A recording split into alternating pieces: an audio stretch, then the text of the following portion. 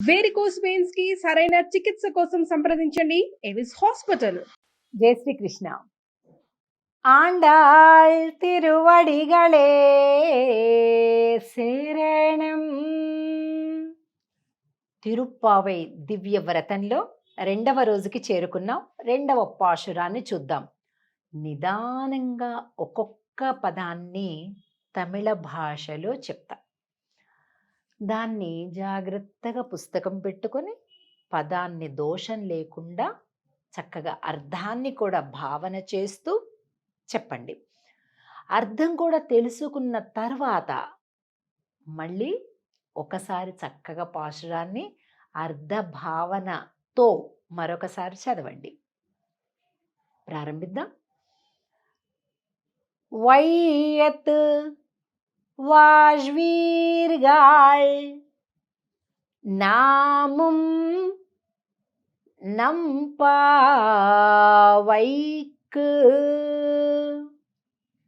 செய்யும் கிரிசைகள் கேளீரோ. பார்க்கடலுள் பயத்துயின்ற பரமன் அடிப்பாடி நெய்யுண்ணோம்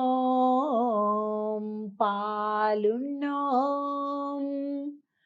நாட்காலே நீராடி மையிட்ட ஜுதோம் மலரிட்டு நாமுடியோம் செய்யாதன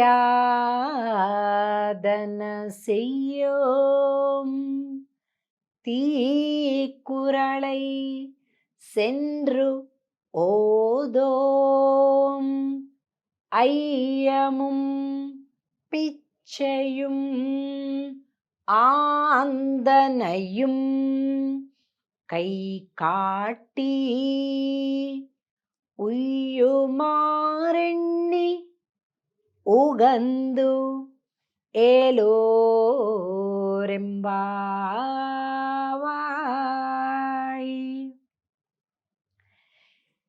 ఈ పాశురంలో తిరుప్పావై వ్రతం చేయాలంటే చేయవలసిన పనులేంటి, చేయకూడని పనులేంటి, అసలు ఎవరి కోసం ఈ వ్రతం, ఏ ఫలితం కోసం ఈ వ్రతం అనే విషయం తెలుస్తుంది. వయత్తు వాజ్వీర్గాళ్ మొదటి శబ్దం. ఈ భూమండలంలో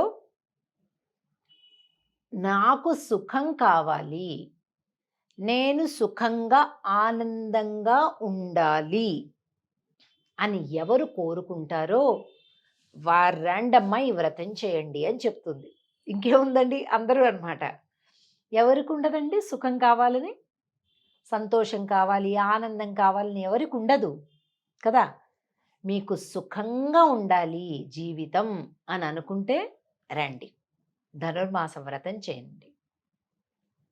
நாமும் நம்பாவைக்கு செய்யும் கிரிசைகள் కేళీరో. ఈ వ్రతం చేయడానికి ఏమేమి నియమాలున్నాయో చెప్తాను, వినండి. కేళీరో, వినండి. అన్నిటికంటే మొట్టమొదట ఏం పని చేయాలంట చెప్తున్నారు. పాల్కడలుల్ పయత్తుయిండ్ర పరమన్ అడిపాడి. అడి అంటే పాదము అని అర్థం అండి. పాడి, స్వామి యొక్క పాదాలు పాడండి. ఏ స్వామి? పాల్కడలు, పాలకడలి పైన పవళించినటువంటి మా స్వామి కదండి. చాలా పాటలు కూడా ఉన్నాయి, తెలుగు పాటలు కూడా. పాలకడలిపై పవళించే ఓ దేవా అని కదా. కనుక అలా పాలకడలి పైన ఎందుకు పడుకుంటాడట స్వామి అంటే మన యొక్క మొరలను వినడానికి పడుకుంటాడట. యోగ నిద్రలో ఉంటాడట. అప్పుడు బాగా వింటాడనమాట. మనం చీమ చిటుక్ టక్కుమన్నా కూడా పెద్ద బాంబు పడ్డంత శబ్దం వస్తుందంట. అంత నిశ్శబ్దంగా ఉంటుందంట అక్కడ పాలకడలి దగ్గర. గోలగోలగా గందరగోళంగా ఏముండదు. అలాంటి నిశ్శబ్దం ఎందుకుంటుందట? మనం చెప్పే మాటలు, మన మనసు పెట్టే ఆర్తనాదం స్వామి అక్కడ నుంచి వింటాడట. అలాంటి స్వామి పడుకొని ఉన్నాడు కదా, ఆయన యొక్క పాదములను పాడండి. ఆ స్వామి యొక్క శ్రీ పాదములను పాడండి అని చెప్తుంది. పరమన్ అడిపాడి ఇంకా ఏం చేయాలట? నెయ్యుణోం పాలుణోం నాట్కాలే నీరాడి. చెయ్యకూడని పనులు చెప్తుంది, చెయ్యవలసిన పనులు కొన్ని చెప్తుంది. చెయ్యకూడని పనులు ఏంటట? నెయ్యి ఉన్నాం, పాలు ఉన్నాం అంటే మేము నెయ్యి తినం, పాలు తినం. తినమేనండి, తాగమని చెప్పడంలా, రెండు తినం అని చెప్తుంది. ఎందుకట? నెయ్యి పాలు అంటే ఏమండి మేము కూడా నెయ్యి పాలు మానేయాలండి ఈ ధనుర్మాసం అంతా ఈ నెలంతా అని అడగకండి. అది కాదు దాని అర్థం. మనం నివేదన చేసే పొంగల్లోనే బాగా నెయ్యిలు పోస్తాం ఈ మాసంలో కదండి. మంచి జీడిపప్పులు, నెయ్యిలు, కిస్మిస్లు, బాదం పప్పులు అన్నీ వేసి చేస్తాం కదా.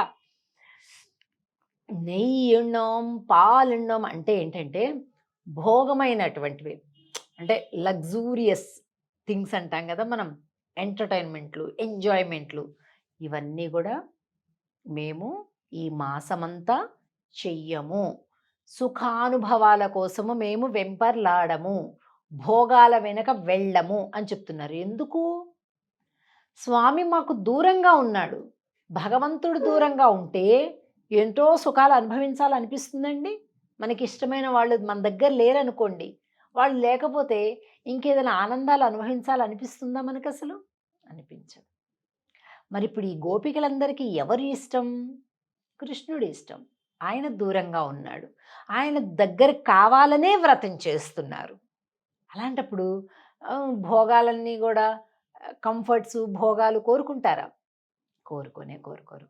కనుక నెయ్యుಣ್ಣం పాలుಣ್ಣం అవి భోగాలన్నీ దూరం పెట్టి ప్రాతకాలంలోనే స్నానం చేసి మైయెట్టు ఎజుదోం మలరిట్టు నాముడియోం, కళ్ళకు కాటుక దిద్దం, తలలో పుష్పాలు ముడవం. అంటే అలంకారాలు ఏమి మాకు ఆసక్తి లేదు. ఏమండి అలంకారాలు వద్దంటే మీరేమిటి ఇంత ఆభరణం వేసుకున్నారు అంటారేమో. మనం అంటున్నాం అంటే భోగముల పట్ల వద్దు. ఈ అలంకరణ స్వామికి అంకితం, స్వామి సేవకి అంకితం. స్వామి యొక్క నామాన్ని మర్చిపోయేట్టుగా చేసేటటువంటి భోగాలేవి మాకొద్దు. స్వామి కంటే ఇతరమైన భోగాలు మాకొద్దు, స్వామియే భోగం అని చెప్తూ అయ్యముం పిచ్చయుం ఆందనయుం కైకాట్టి సెయ్యాదన సెయ్యం తీక్కురళై సెన్రోదం. పెద్దలు చెయ్యని పనులు మేము చెయ్యం. చాలా ఇంపార్టెంట్, ఇన్వర్టెడ్ కామాస్లో పెట్టుకోవాలి ఇది. మా పెద్దలు చెయ్యని పనులు మేము చెయ్యం ఒకటి. ఇంకొకటి పనిగట్టుకొని మరొకటి దగ్గరికి వెళ్ళి చెడ్డ మాటలు మాట్లాడడం, అదొకటి. అయ్యముం పిచ్చయం ఆందనయం కైకాట్టి అంటే అందరికీ కూడా ఎంత కుదిరితే అంత బీదలకు దానం చేస్తాం, పెద్దలకు సన్మాన సత్కారాలు చేస్తాం. ఉయ్యం ఆరు ఎన్ని ఉగందు ఏలో రెంబావాయ్ అంటే ఉజ్జీవించేటటువంటి విధానాలన్నింటినీ కూడా మేము ఆచరిస్తాము అని చెప్తుంది ఆండాళ్ తల్లి ఈ 2వ పాశురంలో. తప్పకుండా మనం ఇలాగే ఆచరిద్దాం. జై శ్రీకృష్ణ. ఆండాళ్ తిరువడిగళే శరణం.